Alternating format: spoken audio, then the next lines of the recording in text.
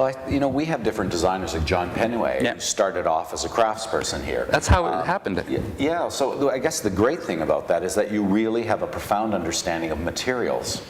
Well, and I think the process. I think what you really get is a sense of, in the olden days, there were so few people working in the theater. The actors, everyone was all part. You would go to the actors, say, well, what's this doing? How is this not working? And I think for me, that also was rewarding, is solving the problem for somebody else. I enjoy that. I enjoy finding out how to make something work for somebody to do something funny or tragic on stage. So it is always solving problems. Right. So there's no such thing as a pure design coming out like Athena fully formed from Zeus's thigh. It just it happens. You kind of have to work it and work it and work it. And what you start with is not always what you end up with. But then that makes it alive, I think, in a way, as opposed to somewhat a dead idea that you create and wrap it like that. Right, but that's a particular way of approaching That's design. The way I do it, Some people who want it to be. Absolutely, there's 10 rows of trim on the sketch, there'll be 10 rows of trim. That's just the way they do it. I'm not, the road for me is very much like that. Well, and here's a related question. Does the cutter create the pattern and mock-up based on Patrick's designs? Yes, she does, or he does. Basically, I will do my sketch, and I'm always amazed, actually, after all this time, that how literal some people will look at my sketch and go, but you have a little line here, and I kind of go, well, that's just a little line. I didn't actually mean the scene to be there, but they will take the sketch, and then we will usually look at my sketch, we will talk about things. Many times by that point, I've actually had a first read-through. I've seen the actors. Sometimes they'll say, that design isn't going to work. I've seen their shape, I've seen the color they're wearing in the fitting, I've seen how they move. I've already got a sense of their character within that first, absolutely, for that first read-through. I listened to it.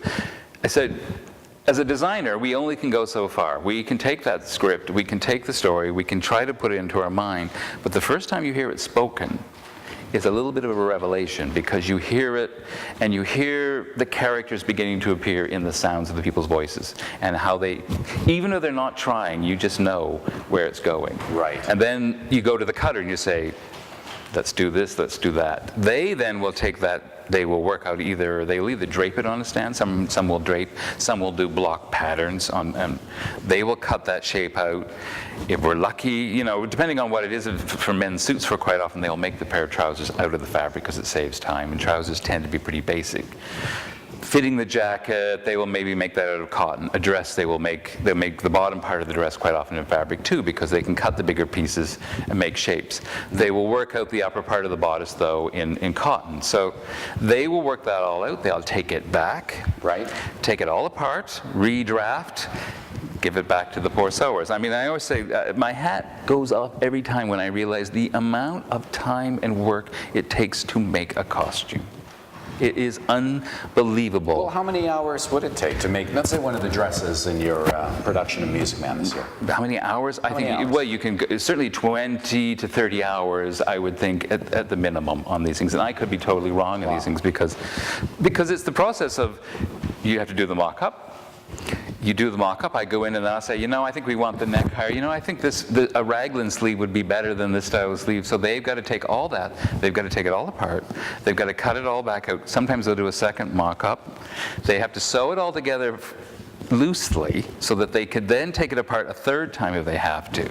I say it takes incredible patience. Yes, it sounds like it. Why are you so hard on those people? Well, because I want the actor to look good, and I have always found in general, no matter how hard it is, if they know that it's making them look better, they don't mind. They may go, ugh, but they go, yes, you're right, or yet they will say, I think that would look better. It's not just me. Now listen, Patrick, we have 2 minutes left. I want to cover 2 basic areas. Sure. There's a question here about how much harder is a design for a thrust stage than a proscenium, and a related question, in what ways is your production going to differ from the production done on the festival stage in '96? Well, they're very different approaches. I mean, having done both, and I've done a lot of thrust and I've done a lot of proscenium, I have to say, I still love the thrust. To me, it is just a special space. It has certain advantages, though, also. You may design a dress, for example, for the festival stage, and, well, 60% of the time, most of the audience is seeing it against the audience. Right. So they are basically seeing it against a dark background. So you can do any color, any shape, anything you want. On a proscenium, they are seeing it against your scenery. Right. So then you really are much more worried about, is that going to blend into that? Is that going to match that? What piece of scenery is in that scene, and what are they wearing in that scene? What are the other actors wearing in that scene? So it's a very different kind of process in a way. I mean, as I say, what you do get, which you don't get on a thrust, for example, you get that wonderful theatricalness of things being able to fly and move, which still fascinate audiences. You know, we've been doing this for 400 years, but it's still fascinating to see good old-fashioned scenery in a way, kind of going up and down, bleed through scrims.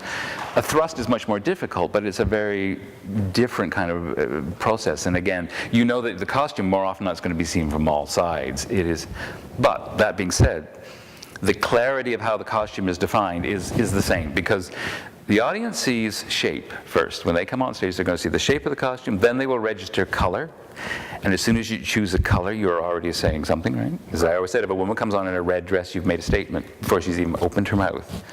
And the color red has made another statement. Mm-hmm. If it's a blue red or if it's an orange red, we immediately react to those colors. So shape, color, and then the details, when they have time to look at all that, comes through. So whether that's a thrust or whether that's a pros, it's kind of the same storytelling. Patrick, you told me something I didn't know about you, that you started out going to pre-med. Yes. Now hearing you talk about this, and obviously you have a love for all of these problems. I have bedside manner. Yes, that you have down, but I couldn't imagine a world more divergent from what you started out with. Yeah, I suppose in a way, but and the other thing was architecture. Now with many designers, you'll find architecture being their second love, and it's still a love, you know, historical architecture, particularly for me, yeah. But now, if you could go back in time, I suppose that people our age ask ourselves this: are you happy with where you arrived to? Would you do something different?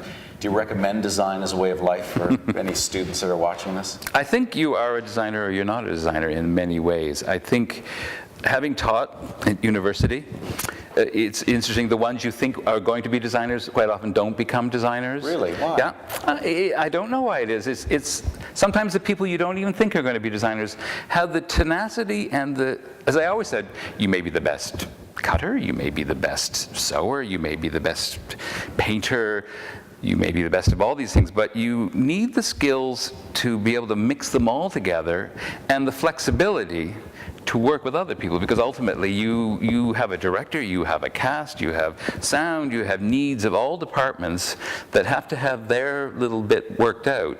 So I said it's a bit, sometimes it's like being like a sheepdog a bit. You kind of like have to keep it all kind of going in the same direction and allow everybody to have their input. And in fact, I think a good design allows everybody to have input, because I think, as I said, I think if you come in with it as just as you want it, to me it's slightly dead in the end. Right. Whereas when everybody else says that I can make a hat this way, or what if I did a sleeve like this, or well, can I do this? Well, what if I did it this way? And more often than not, it's always a sensible, logical thing they want, and it's usually taking it somewhere beyond where, because it's very hard, I think, as a designer to control everything. There's a kind of, synergy where it just kind of moves ahead on its own, and you just kind of have to let it go, and it takes on a life of its own. And hopefully then by the time it hits the stage, it has that life with it. And looking at what you've done here, I know it will. Patrick, thank you so much for taking the time to do this with us. No problem at all. Now, next week, we're going to continue our focus on The Music Man, and we're going to have an interview backstage with Susan Schulman, the director of The Music Man. We're also going to get a chance to meet Harold Hill and Marion, the librarian, Jonathan Goad, and Leah Osler, where they'll be here live being interviewed. So please tell your friends. We want lots and lots of people coming in and getting to meet these great artists. Thank you very much for joining us. On behalf of the Stratford Shakespeare Festival, I hope to see you next week, and thank you for being part of this.